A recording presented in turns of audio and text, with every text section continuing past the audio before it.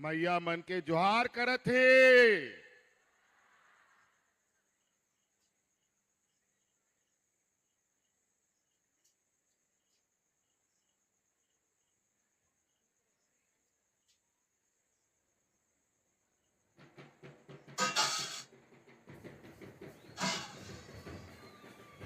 ए बाटे पे जोहार करत ही मैया।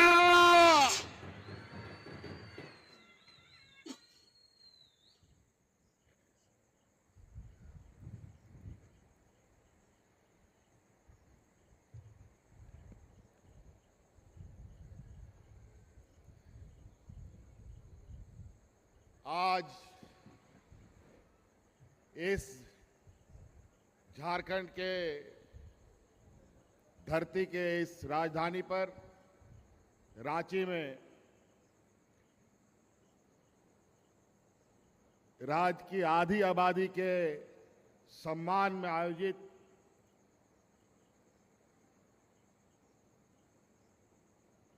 मैया सम्मान कार्यक्रम में हमारे साथ उपस्थित हैं हमारे मंत्रिमंडल और गठबंधन दल के मंत्रीगण, विधायकगण, सांसदगण और हमारे गठबंधन के सहयोगी और दक्षिणी छोटानागपुर के सभी पदाधिकारीगण,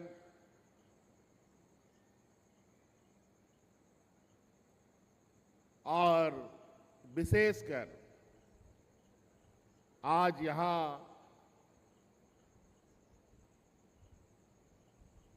सुदूर सिमडेगा के गांव से, गुमला के गांव से, खूंटी के गांव से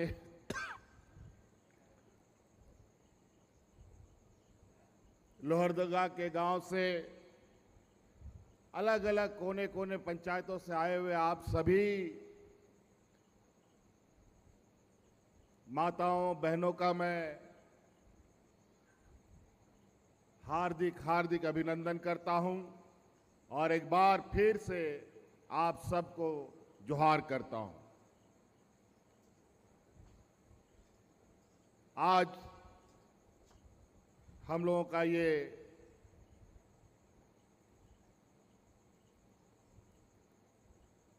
परमंडलीय स्तर के ये 5वां ये प्रोग्राम है। आप सबको मालूम है झारखंड 5 परमंडलों में बटा है।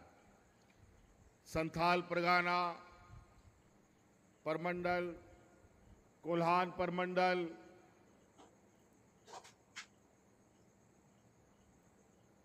पलामू परमंडल, उत्तरी छोटा नागपुर और दक्षिणी छोटा नागपुर।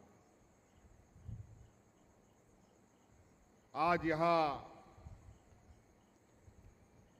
दक्षिणी छोटा नागपुर के इस कार्यक्रम में पूरे दक्षिणी छोटा नागपुर की महिलाएं यहां आई हैं।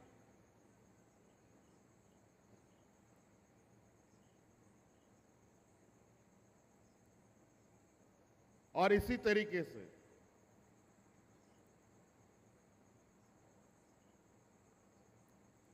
विगत 4 कार्यक्रमों में आज तो इंद्र देवता भी और ऊपर वाला भी हम लोगों का साथ दे रहा है कि आज बारिश नहीं है, नहीं तो झमाझम बारिश, इतनी बारिश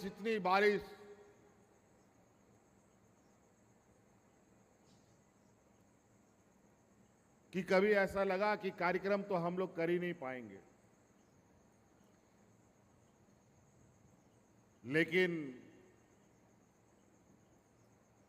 जब इंसान कुछ ठान लेता है और ईमानदारी से उस काम में लगता है तो उसका परिणाम भी उसको अच्छा मिलता है। घनघोर बारिश में भी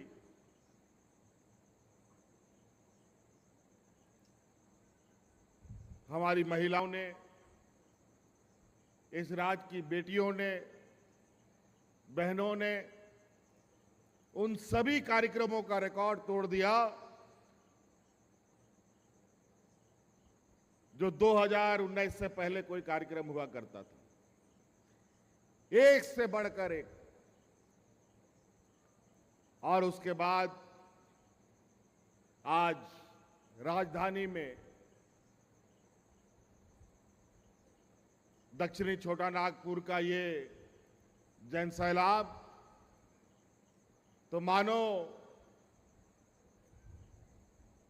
एक ऐसा इतिहास आप यहां आकर के रच रहे हैं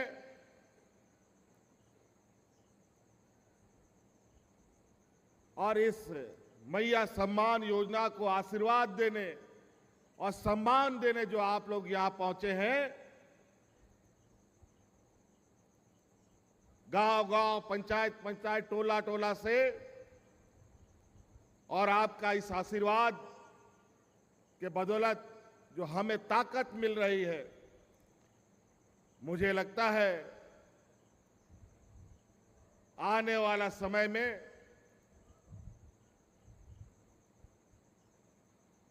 इतने बड़े समूह और इतने बड़े सम्मान और आशीर्वाद शायद ही किसी को मिलेगा। और आज आपके इस उत्साह और इस सम्मान के बदौलत हमें ताकत मिलता है आप लोगों की सेवा करने के लिए। हमको ताकत मिलता है आपके दुख दर्द में आपके साथ खड़ा होने के लिए। हमें ताकत मिलती है कि आपके हर वो दुख, हर वो समस्या जिससे आप परेशान हैं, उसको खत्म करने में मैं कोई सहयोग करूं। 2019 में सरकार हम लोग बनाए और सरकार बनाने से लेकर आज तक लगातार हमको कई चुनौतियां मिली।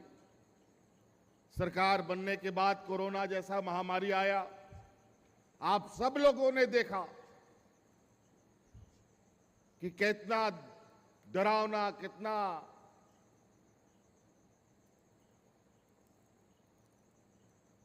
बुरा वक्त था उस समय का।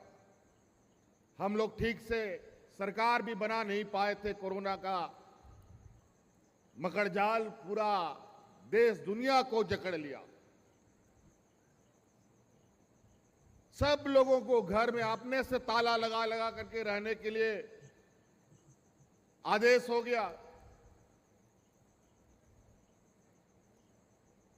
हाट बाजार, गाड़ी मोटर, नौकरी चाकरी, मजदूरी सब बंद, कुछ भी काम नहीं मिलता था। झारखंड तो सबसे देश का पिछड़ा राज्य है।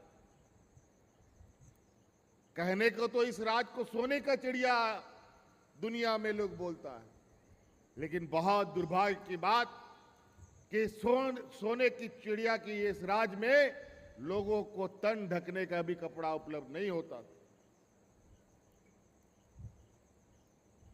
ऐसे राज्य में ऐसे महामारी, ऐसे चुनौती एक अभिशाप के बराबर होता है। हमारे राज्य में मजदूर किस्म का लोग सबसे अधिक रहता है। अगर वो एक दिन मजदूरी नहीं करेगा तो उसका घर में चूल्हा भी नहीं जलता है, पूरा परिवार को भूखा रहना पड़ता है।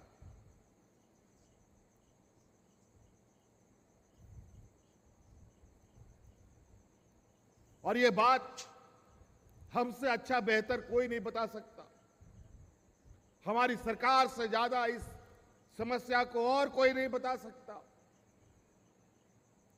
हम वो भी दिन देखे हैं जब हमारी सरकार नहीं थी, इस राज्य में डबल इंजन की सरकार थी और यहां पर लोग हाथ में राशन कार्ड ले ले करके भात भात करते हुए मरा है।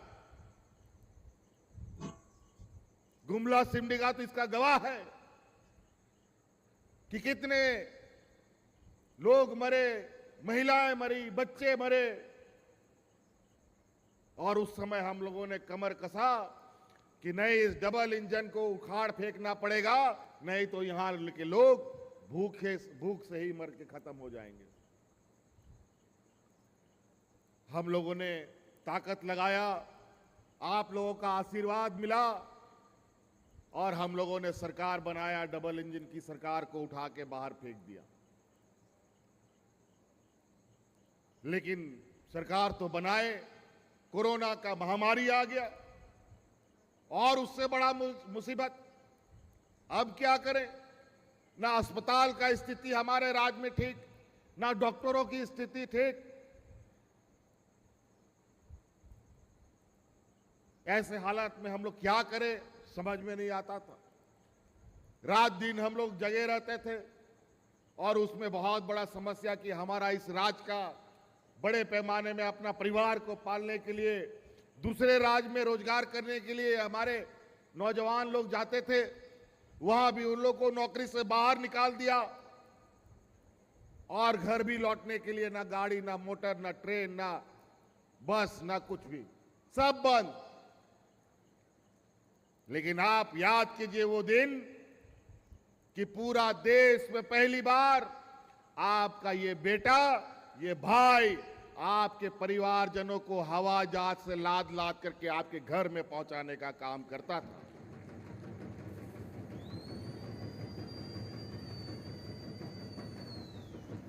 किसी को हम हवाई जहाज से लाते थे, किसी को ट्रेन से लाद के लाते थे, किसी को बस से लाद के लाते थे और आपके घर में सुरक्षित पहुंचाने का काम करते थे।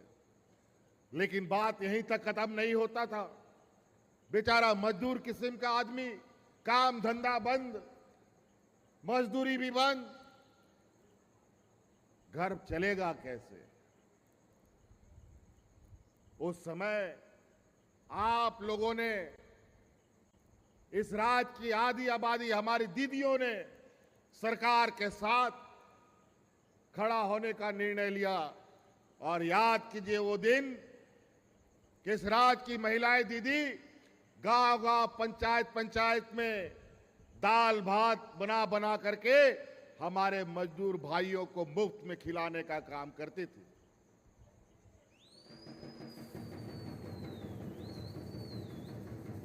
डबल इंजन की सरकार में आम दिन ना कोई महामारी, ना कोई बीमारी, ना कोई आपदा। उस समय लोग राशन कार्ड लेकर के भूख से मरा।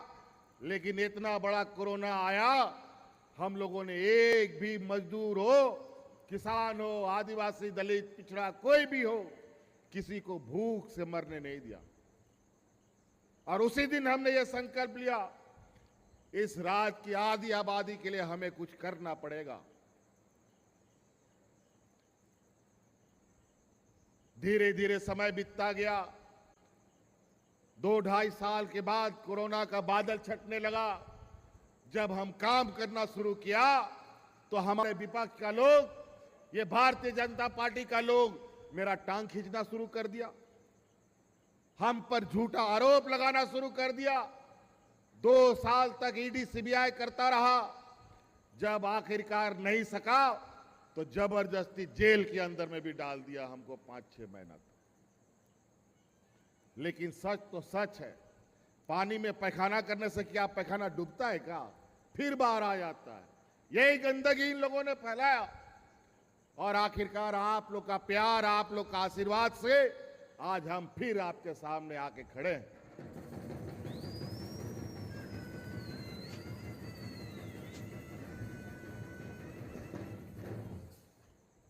राज अलग हुए हमारा आज 24-25 साल होने जा रहा है। हमारा आज का भी कई ऐसा गांव है जहां के लोग ब्लॉक ऑफिस नहीं देखा, बीडीओ कौन है, सीओ कौन है नहीं जानता है, डीसी और एसपी का तो दूर का बात। कभी कोई पदाधिकारी गांव नहीं जाता था। हमारा गांव का हालत क्या है किसी को कुछ पता नहीं चलता था। और हमने शुरू में ही कहा था कि हमारी सरकार रांची से चलने वाली सरकार नहीं है, हमारी सरकार गांव से चलने वाली सरकार है। और इसीलिए पंचायत पंचायत, गांव गांव, टोला टोला में हम लोगों ने पंडाल लगा लगा करके आप सभी ग्रामीणों की समस्याओं को जानने का काम किया था।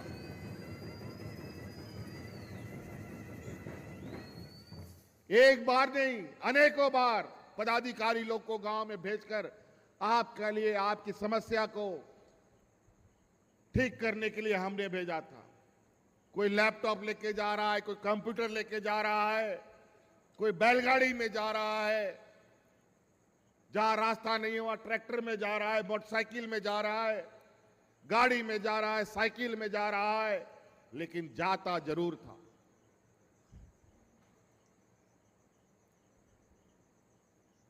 और आज गांव से उठी हुई आवाज, गांव की समस्या को ध्यान में रखकर हमने कार्य योजना प्रारंभ किया बनाना, और उसी का पहला पड़ाव था इस राज्य में सबसे पहले हमारे अपने मां बाप, बूढ़े बुजुर्गों को मान सम्मान देना, और इसके लिए हमने सर्वजन पेंशन पहले स्तर पर शुरू किया था। ये कानून बनाया। पहले होता क्या था, गांव में एक दो बूढ़ा बुजुर्ग लोग को पेंशन मिलता था, और ढेर सारा बूढ़ा बुजुर्ग लोग दलाल के चक्कर में पड़ा रहता था, बाबू मेरा पेंशन का कार्ड बना दो। सालों साल दलाल के चक्कर में काट काट करके 1000, 2000, 5000 ठग लेता था उन लोगों से, लेकिन मर जाने के बाद भी उन लोग का पेंशन का कार्ड नहीं बनता था। गरीबी का आलम इतना भयावह था इस राज्य में, तो हमने निर्णय लिया कि अब कोई इस राज्य में बुजुर्ग बिना पेंशन का नहीं रहेगा। इस राज्य में जितना 60 साल का बुजुर्ग होगा सबको हम पेंशन देंगे, चाहे 1 लाख हो या 10 लाख हो या 20 लाख हो। आज सर्वजन पेंशन देश का ये पहला राज्य है जो हम इस रात का सभी बुजुर्ग को पेंशन देते हैं।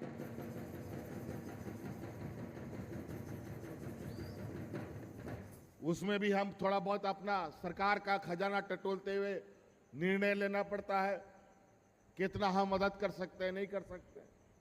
लेकिन गरीब गरीब गरीब गरीब गरीब की बातें सुन सुनकर आज भी हम बहुत परेशान हैं, लेकिन उस परेशानी को खत्म करना है। कोई ऐसा समस्या नहीं जिसका समाधान नहीं निकले, बशर्ते उस समस्या का समाधान निकालने का ईमानदार प्रयास होना चाहिए। हमारे विधायकों ने, हमारे कार्यकर्ताओं ने, हमारे पदाधिकारियों ने, मुखियाओं ने, जिला परिषदों ने हमें कहा, मुख्यमंत्री जी ये बहुत अच्छा आपने काम किया कि सर्वजन पेंशन लागू किया, थोड़ा इसमें और विचार होता तो थोड़ा और बुजुर्ग लोग को पेंशन मिलता। तो हमने पूछा क्या हुआ भाई, तो बोला थोड़ा सा उम्र सीमा को फिर से एक बार देखा जाता तो और अच्छा होता। तब हमको पता चला, हम भी विधायक हैं, हमारे विधानसभा में भी ये समस्या हमारे कार्यकर्ताओं ने भी बताया, और भी राज्य के अलग अलग क्षेत्रों से सांसदों ने, विधायकों ने बताया।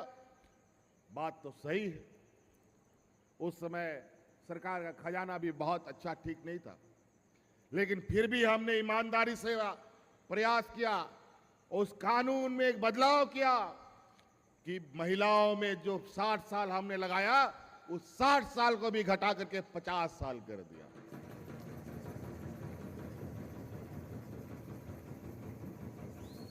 और आज गांव में बूढ़ा बुजुर्ग लोग दिन गिनता है, कब मेरा 50 साल हो जाएगा, कब 60 साल हो जाएगा। अब दलाल का चक्कर नहीं, सीधा उम्र का कार्ड लेके जाओ, अपना वोटर कार्ड, आधार कार्ड लेके जाओ, बीडीओ सीओ का अनिवार्य है कि आपका वृद्धा पेंशन का कार्ड बनाना है। जो इसमें कोताही करेगा वो सीधा बर्खास्त। इसलिए आज के दिन में दिया लगा करके, टॉर्च लगा करके भी बूढ़ा बुजुर्ग को बिना पेंशन का आप गांव में नहीं पाएंगे। उसके बाद हम लोगों ने कदम आगे बढ़ाया हमारे आने वाली पीढ़ी को संभालने वाली हमारी बच्चियों के बारे में। गांव देहात में गरीब गुरुआ मां बाप बेटी को बोझा समझता है। 10वां 11वां पास होता नहीं है, उसके लिए दूल्हा ढूंढने लगता है और जल्दी से शादी ब्याह करके घर से भगा देता है, जाओ ससुराल का बोझा बनो। अब आप लोग चिंता मत कीजिए, आप इस राज्य की बच्चियों का बेहतर भविष्य के लिए अब सरकार उनके साथ खड़ी होने जा रही है। अभी तो पहले चरण में हम आज अपने बच्चियों को सावित्रीबाई फूले से के योजना से हमने जोड़ा है। लगभग 9 लाख से अधिक बच्चियां अभी उसमें जुड़ी हैं और मुझे लगता है कि ये 12-15 लाख की संख्या इनकी होगी और आने वाला समय में अपने बच्चों को, चाहे बच्ची हो या लड़का हो, उसको इंजीनियर, डॉक्टर, वकील, पत्रकार जो भी पढ़ाना हो, उसके लिए आपको पैसे की चिंता करने की जरूरत नहीं है।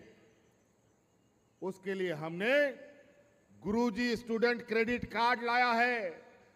वो कार्ड आप बनवाइए।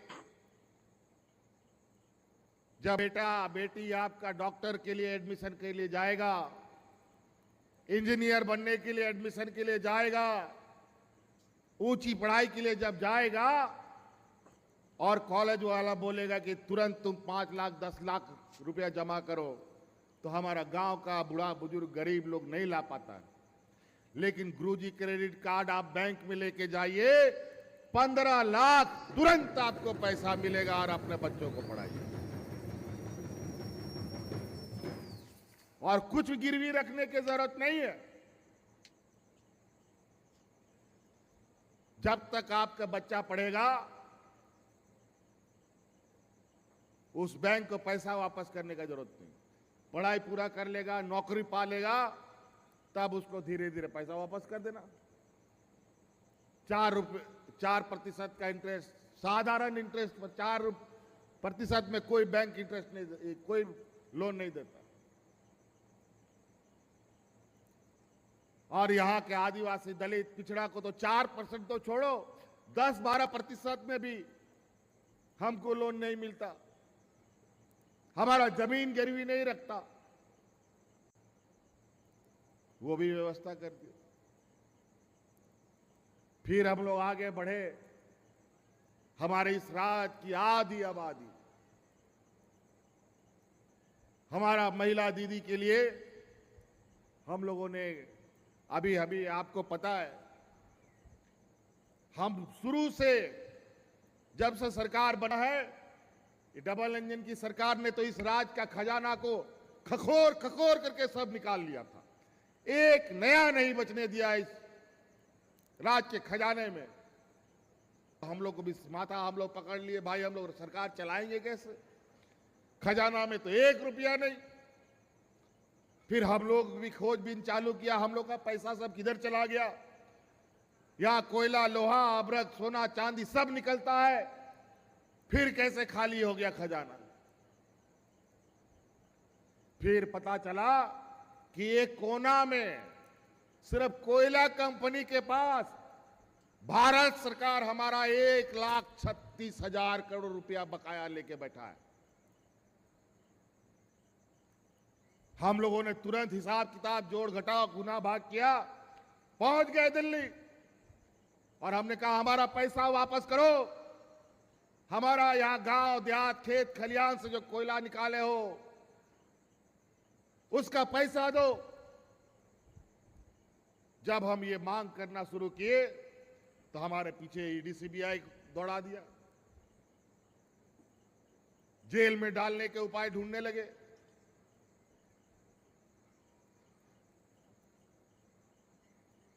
थोड़ा बहुत पैसा दिया, उसके बाद वो पैसा भी बंद। और आखिरकार अभी हाल फिलहाल में सुप्रीम कोर्ट ने ऑर्डर दिया है कि इस खनन कंपनियों से राज्य सरकार पैसा तस्वीली कर सकती है,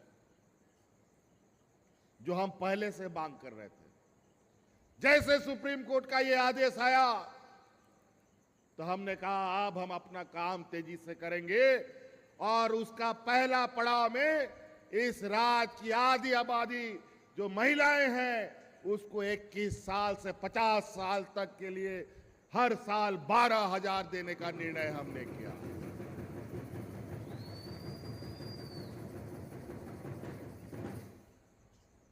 और आज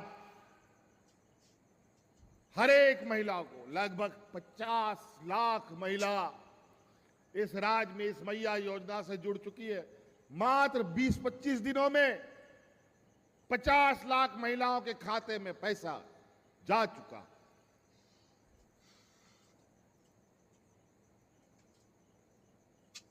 अभी जो भी आज जिसका 21 साल हो जाएगा उसको आज पेंशन मिल जाएगा, जो कल 21 साल की हो जाएगी उसको मिल जाएगा, और जब 50 साल के ऊपर हो जाएगा तो वृद्धा पेंशन तो मिलवे करेगा।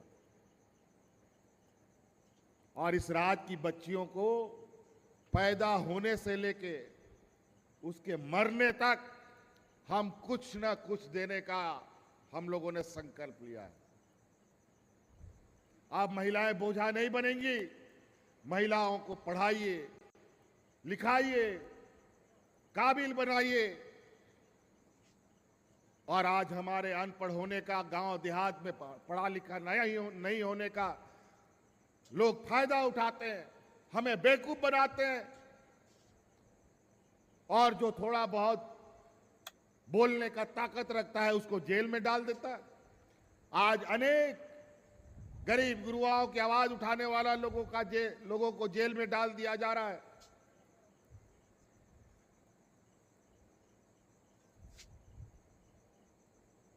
इसीलिए हमारी इन बच्चियों के लिए, महिलाओं के लिए सभी चीजें, और उसके बाद जैसे हमारे मंत्री जी ने कहा, आदरणीय रामेश्वर राव जी ने, हर इंसान का एक मूलभूत जरूरत है, रोटी, कपड़ा, मकान। ये 3 चीज के बगैर कोई इंसान ठीक से नहीं जी पाता है। और रोटी, कपड़ा, मकान हर गरीब को चाहिए और हर अमीर को चाहिए। भले वो 10 मंजिला 20 मंजिला का मकान हो, चाहे वो झोपड़ी हो, चाहे वो टाई सूट बूट हो, चाहे तन ढकने के लिए एक साधारण कपड़ा हो। इस 22-24 साल के कार्यकाल में हम एक साल के लिए लगभग 13-14 महीना के लिए हम मुख्यमंत्री भी थे। उस समय भी हम लोगों ने मुख्यमंत्री का कुर्सी हुई डबल इंजन से छीन कर लिया था, और उस समय हमने ये योजना चलाया था कि इस गरीब लोगों को साल में 2 बार हम कपड़ा देंगे, और मिला भी था। लेकिन फिर हमारी सरकार चली गई और ये तन ढकने का जो योजना था उसको फिर से इन लोगों ने बंद कर दिया। लेकिन आज ये आपकी सरकार बनी और आज साल में 2 बार हम गरीबों को धोती, साड़ी और लुंगी देने का काम कर रहे हैं।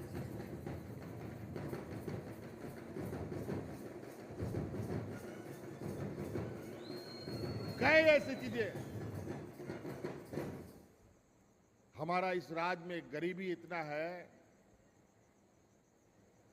इसीलिए हम लोगों ने ये सोना सोबरन धोती साड़ी योजना चलाया। बहुत सारी महिलाएं, बोलने में शर्म लगता है, महीनों नहीं तक नहाती थी। कैसे नहाएगी बेचारी? उसके पास एक ही को फटा चिटा कपड़ा है, नहा के क्या पहनेगी कपड़ा?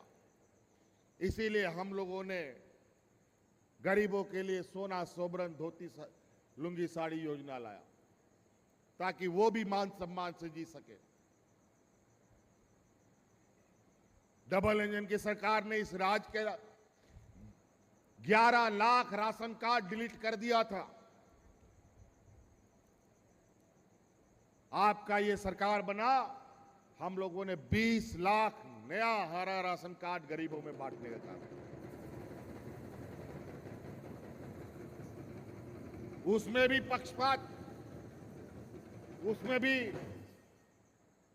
सौतेला व्यवहार।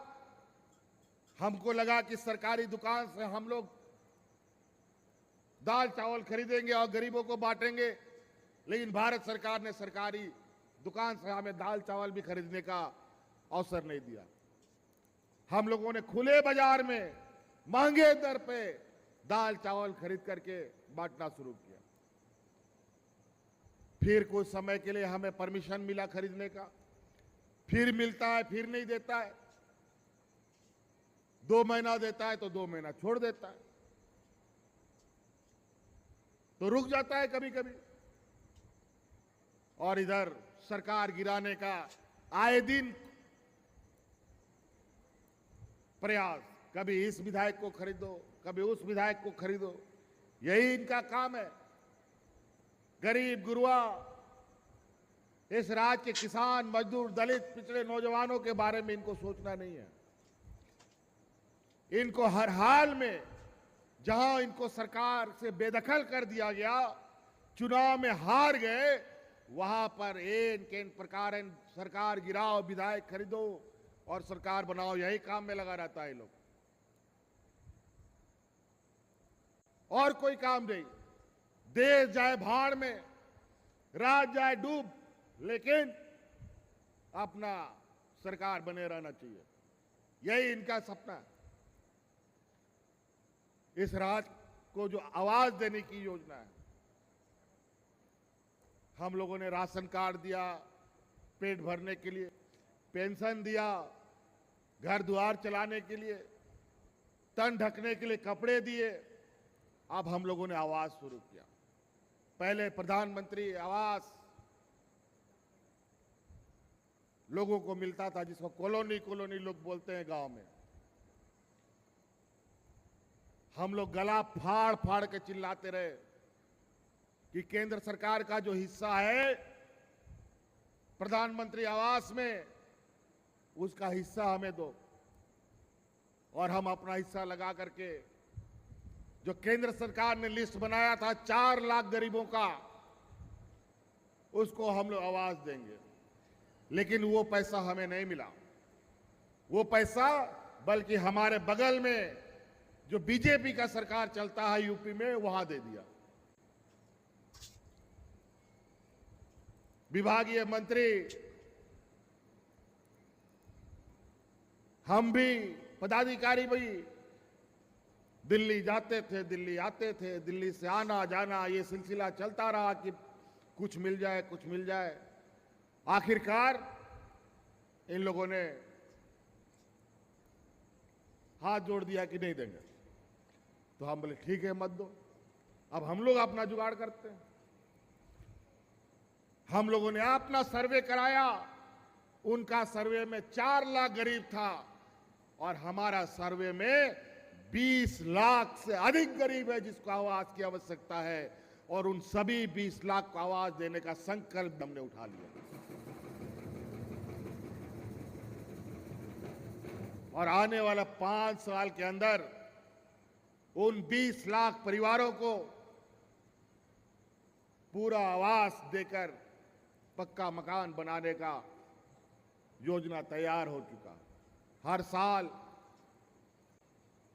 अलग अलग चरणों में लोगों के आवास बन रहे हैं। कई सारी फूलो जानो योजना, मुख्यमंत्री रोजगार सृजन योजना के माध्यम से आज गांव-गांव में लोग ट्रैक्टर खरीद रहा है, कोई बोलेरो खरीद रहा है, कोई स्कॉर्पियो खरीद रहा है, बस भी खरीद रहा है और अपना स्वरोजगार खड़ा कर रहा है। आप लोगों का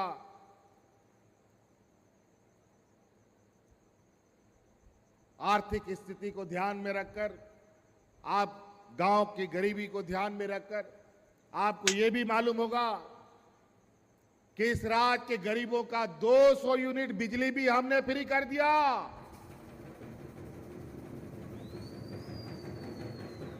और तो और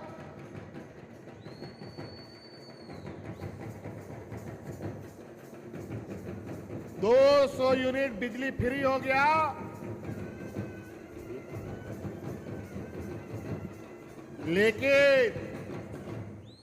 लेकिन हमारा गांव देहात में थोड़ा सा एक और समस्या, गरीबी है, बेचारा क्या करेगा, पहले पेट पालेगा कि समस्या दूसरा हल करेगा।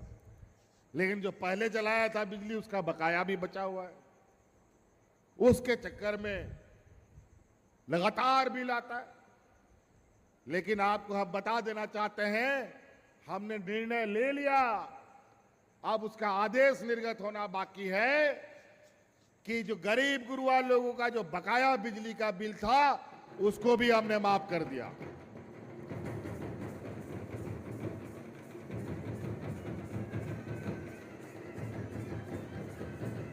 तो आज बहुत सारी बातें, नौजवानों को रोजगार को लेकर कई रोजगार हम लोगों ने दिया, लेकिन हमारे विपक्ष के लोग की आंख में टीना का चश्मा लग गया है। ये लोग अंधा हो गया, ये लोग को दिखाई नहीं देता है। अब यहां का नेता को तो दिखाई नहीं दे रहा था, अब अलग अलग राज्य से, कोई आसाम से, कोई मध्य प्रदेश से, कोई गुजरात से यहां आकर के हमारे झारखंडी भाइयों को बहकाने में लगा है, हिंदू मुस्लिम सिख ईसाई करने में लगा है। 2 महीने 3 महीने के बाद चुनाव है, ये लोग आए दिन सांप्रदायिक तनाव फैलाने में मास्टर, ये लोग डिग्री प्राप्त कर लिया है। बड़े बड़े बुद्धिजीवी लोग इन्हीं के सहयोगी हैं। अखबारों को भी पढ़ेंगे तो आपको उसी तरीके की बू आने शुरू होंगी। मीडिया को भी आप देखेंगे, उसमें भी उसी तरीके का खुशबू दिखेगा। और उसमें तो एक असम तरफ से आते हैं एक नेता, वो तो लगता है हिंदू मुस्लिम भड़काव और सांप्रदायिक तनाव फैलाने में सबसे अधिक डिग्री उन्होंने ले लिया है। आए दिन फुर्र से झारखंड आते हैं और यहां पर तनाव का माहौल बनाने लगते हैं, कभी सरकार गिराने में लगते हैं, कभी हिंदू मुस्लिम करने में लगते हैं, लेकिन कोई फर्क नहीं पड़ता। यहां झारखंड वीरों का भूमि है, यहां एक वीर नहीं, अनगिनत वीर हैं। हर चौक चौराहे में यहां के लोग गरीब जरूर हैं, लेकिन स्वाभिमानी है। हमारा झारखंड का भाई बहन लोग जो आसाम में बैठा है, उनका क्या हालत है जरा वो बताएं। अपना राज तो संभलता नहीं, बांग्लादेशी को रास्ता वही देते हैं, वहीं पर दरवाजा खोल के रखा है और अपने घुसाता है और बोलता है घुसपैठी बढ़ाया। हम लोग का कोई रास्ता नहीं है।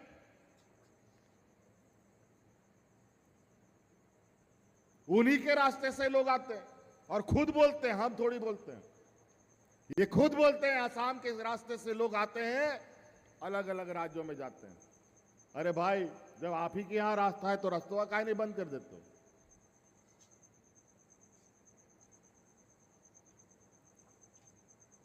तो ये सब ध्यान रखिएगा। बहुत चालाक चतुर, मीठा मीठा बोलता है ये भाजपा के लोग, इतना मीठा बोलेगा कि गुड़ भी फेल है। लेकिन आपको पता है, मीठा अगर बहुत ज्यादा हो जाए तो वो कड़वा जैसा स्वाद होने लगता है। लेकिन इनका जो ये स्वाद है वो मीठा नहीं है, बल्कि वो जहर है, जहर। किसी को आदिवासी, किसी को सरना, किसी को ईसाई के नाम पर डराएगा, धमकाएगा। आज योजना गिनाना शुरू करेंगे तो इतने योजना हम लोगों ने 4 साल में लाया है कि योजना का बोझ से ही लोग 10 गज नीचे चला जाएगा। और इन लोगों ने जो राज अलग होने के बाद सरकार चलाया है, आज एक मुख्यमंत्री के पीछे,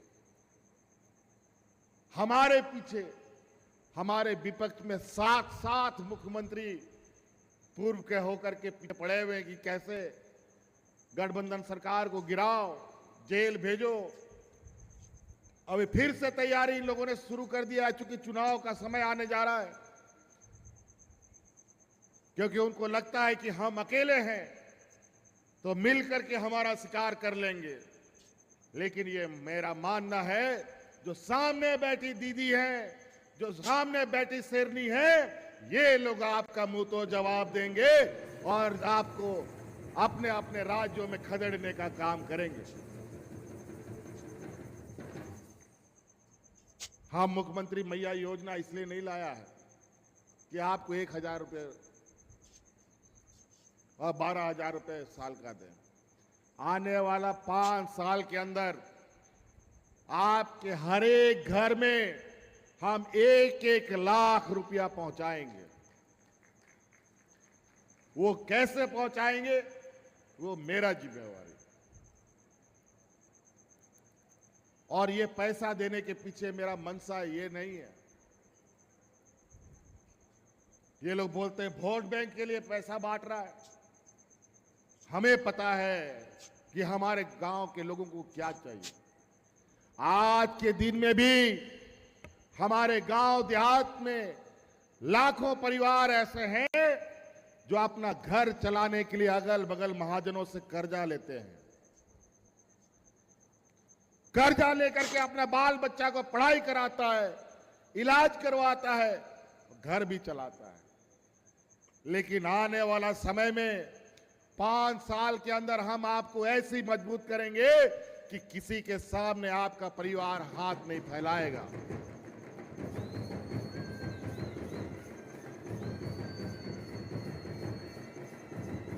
आज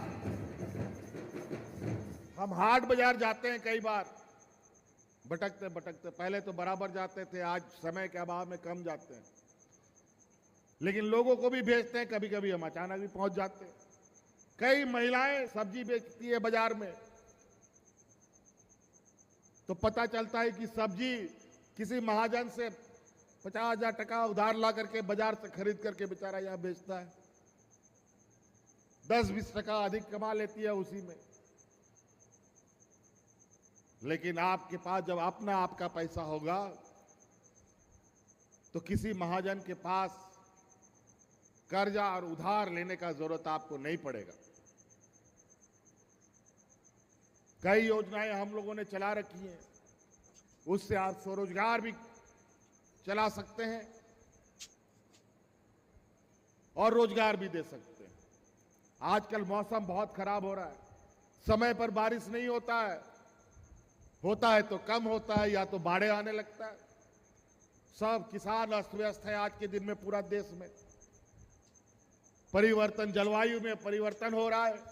वो इसलिए हो रहा है क्योंकि इस देश के व्यापारियों ने पूरा जंगल को लूटने का काम किया है, और इस देश की जंगल को बचाने का इस देश के आदिवासियों ने किया है।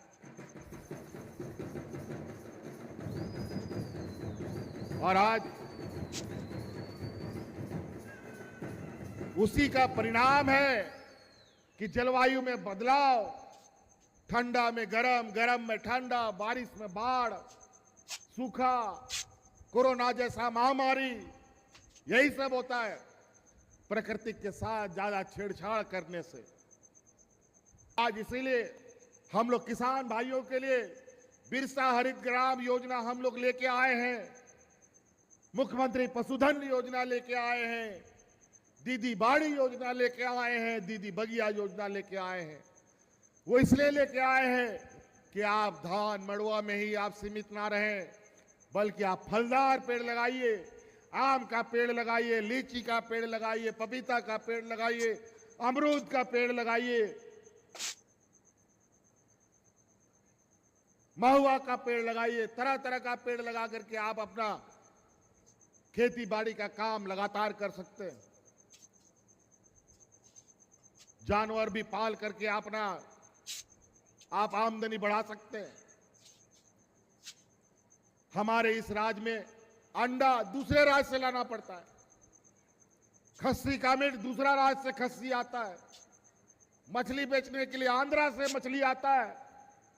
बताओ, मांस मुर्गा मछली खाने वाला पूरा राज्य है, लेकिन यहां का आदिवासी तो सदियों से गाय बकरी मांस मछली मुर्गी पालता रहा है, लेकिन वो सब अब खत्म हो गया। लेकिन फिर से उसको जिंदा करने के लिए हम लोग पशुधन योजना लाए हैं। गाय पालिए, मुर्गी पालिए, सुअर पालिए, बकरी पालिए और लोगों को बड़ा करके बेचो, क्या दिक्कत है। गांव देहात में किसान खेती बाड़ी के साथ साथ जानवर भी पालेगा। और हम यहां उपस्थित माताओं से कहना चाहेंगे, इससे पहले की जो भाजपा की सरकार है वो भी जानवर बांटता था, लेकिन वो ऐसा जानवर बांटता था कि किसान के पास जाने के 2 महीना 3 महीने के बाद वो जानवर मर जाता था, चाहे गाय हो, बकरी हो, सुअर हो, जो भी हो, सब मर जाता था। लेकिन इस बार हमारी सरकार ने आपके लिए जो पशुधन योजना लाया है, जो जानवर आपको मिलेगा सरकार की तरफ से, वो जानवर बीमा कंपनी में उसका बीमा किया हुआ जानवर मिलेगा। गलती से अगर जानवर बीमारी से मर गया तो पूरा पैसा आपको बैंक आपको वापस करेगा।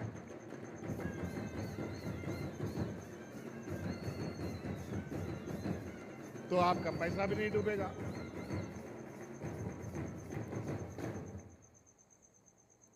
नौकरी की बात हमारे विपक्ष के लोग हमेशा करते हैं, तो इनको पता नहीं है कि 5 साल में एक भी जेपीएससी इन लोगों ने नहीं कर पाया। हम लोग आते ही जेपीएससी का परीक्षा करवा करके 250-300 बीडीओ सीओ कलेक्टर हम लोग बनाए और आज वो सेवा कर रहे हैं राज्य में। आज शिक्षकों की नियुक्ति हम लोगों ने 15-20 हजार के लगभग करी। पंचायत सचिवों का नियुक्ति हुआ, इंजीनियर लोग का नियुक्ति हुआ, डॉक्टरों का नियुक्ति हुआ, कृषि वैज्ञानिक का नियुक्ति हम लोगों ने किया। अभी भी ये उत्पाद सिपाही का नियुक्ति चल रहा है। और अभी तो कुछ घटना हमारे संज्ञान में आया है, उत्पाद सिपाही में कई नौजवान दौड़ते दौड़ते आकस्मिक उनकी मौत हो गई। मौत सिर्फ दौड़ से ही नहीं हो रहा है, ऐसे ही अचानक लोग चलते चलते भी मर जा रहे हैं। और पता चल रहा है कोरोना में जो भाजपा के लोगों ने इस देश के लोगों को जो टीका लगाया है, वो टीका गलत टीका लगाया है, जिसका प्रभाव पूरे दुनिया में पड़ रहा है। अभी तो उसका भी हिसाब हम लोग लेंगे। उस टीका को पूरा दुनिया में बंद कर दिया गया था, लेकिन हमारे इस भारतवर्ष में ही उस टीका का सप्लाई हुआ और नतीजा आज देश के अंदर अनेक लोगों की मौत हो रही है। सर्दी खांसी से लोग मर जा रहे हैं, चलते चलते लोग मर जा रहा है, दौड़ते दौड़ते लोग मर जा रहा है। बूढ़ा बुजुर्ग नहीं, जवान जवान लड़का लड़की लोग मर जा रहा है। बूढ़ा बुजुर्ग लोग तो बोल देगा कि चलो कोई बीमारी था मर गया। अभी हाल फिलहाल हमारे एक पूर्व सांसद 28-30 साल की एक बेटी बेचारी साधारण बीमारी में तुरंत 3 दिन में खत्म हो गई। ये हालत है।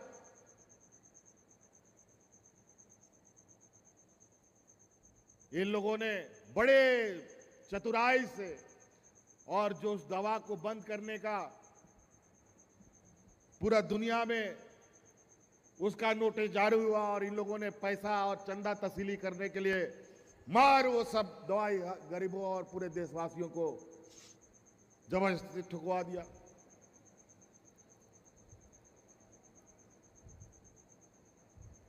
ये हालत है इस देश में। तो कई ऐसी चीजें हैं। आप लोग बहुत दूर दूर से आए, हम और ज्यादा नहीं कहेंगे। हम आखिरी में एक बहुत महत्वपूर्ण बात कहने जा रहे हैं, ध्यान से सुनिएगा।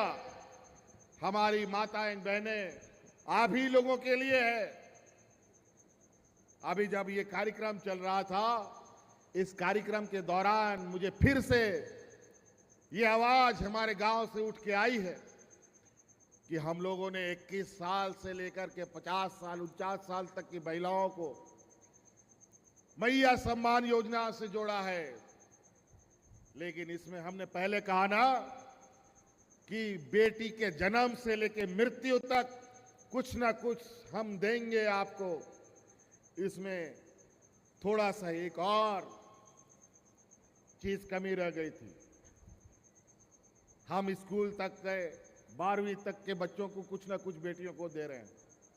18 से लेके 20 साल तक की बच्ची छूट गई थी।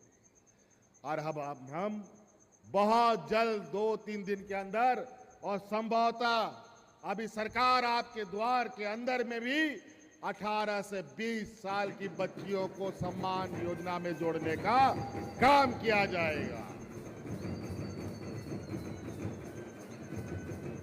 अब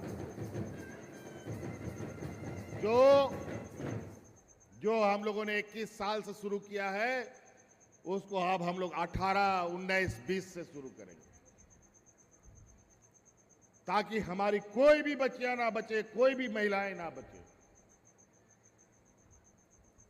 तो इसलिए अब घर में जो बेटी 18 साल की हो गई, जो 19 साल की हो गई, अभी तो हम घोषणा कर रहे हैं, अब इसको कानूनी अमली जामा पहनाएंगे।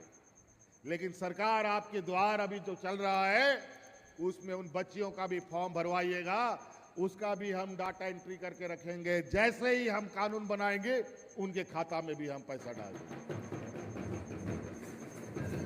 तो इसलिए सड़क, पुल, पुलिया के विषय में बहुत ज्यादा नहीं कहेंगे। आप लोग देख रहे हैं, सड़क, पुल, पुलिया तो बन ही रहा है, मॉडल स्कूल बन ही रहा है। हमारे बच्चों के लिए अच्छी पढ़ाई व्यवस्था कैसे हो, ये भी हम कर रहे हैं।